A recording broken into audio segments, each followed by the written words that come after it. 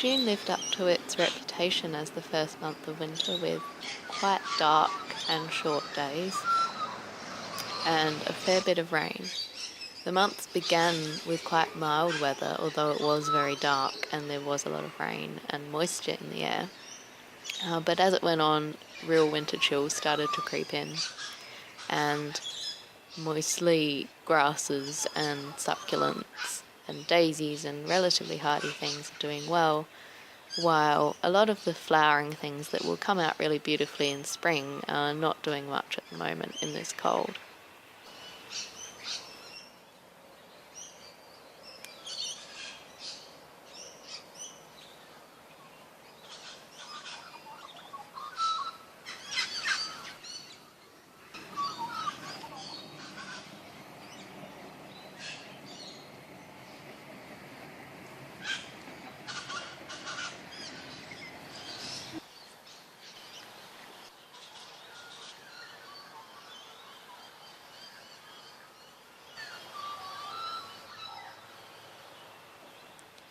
The mornings are quite beautiful if you're willing to brave the cold and rug up warm to go out in them.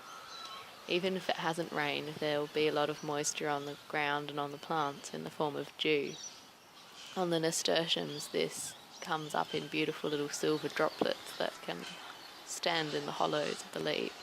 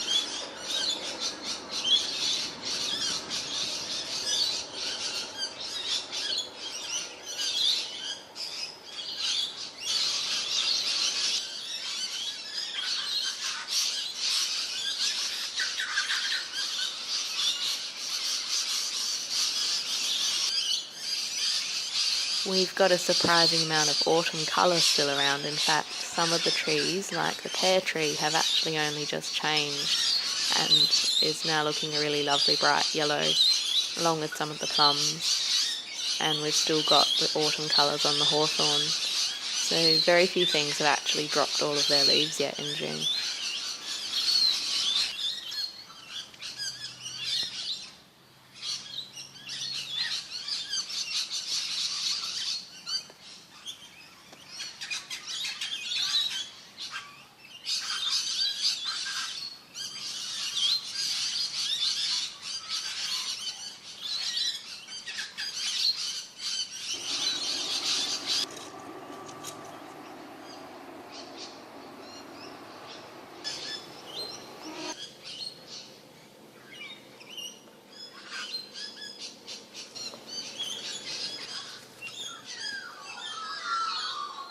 Having a run around morning, are we, Lucky?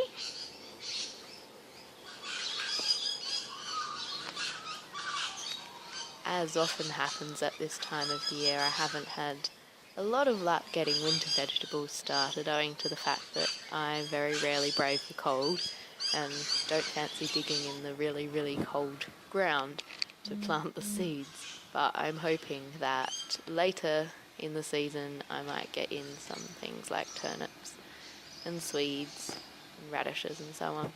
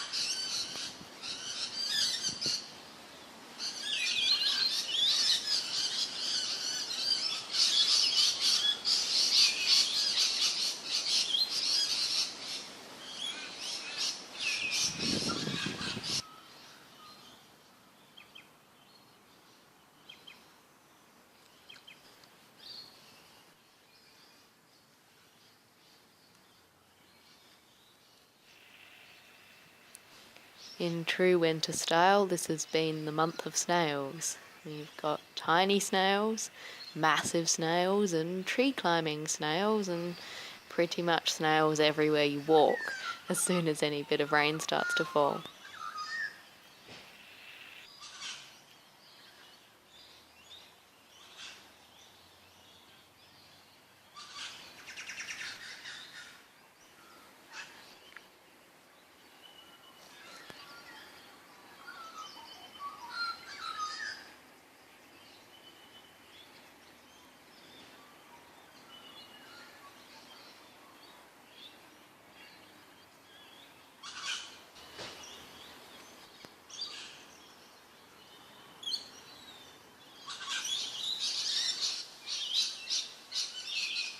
June has certainly been a time for our first few fires and for hot tea.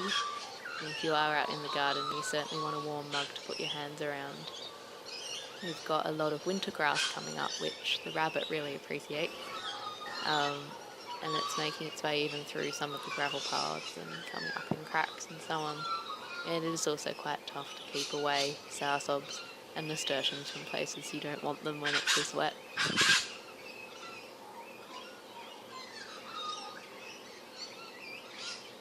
From July I expect a little bit more daylight since we've passed the winter solstice, but probably still quite a lot of rain and possibly even colder temperatures, and we'll have an excuse to use our fireplace even more. I expect some really pretty fogs in the morning and more of this really pretty dew on the leaves of plants. And there are a few things which like to flower in this colder weather, such as the hardenbergia, which I hope will be really beautiful right through winter.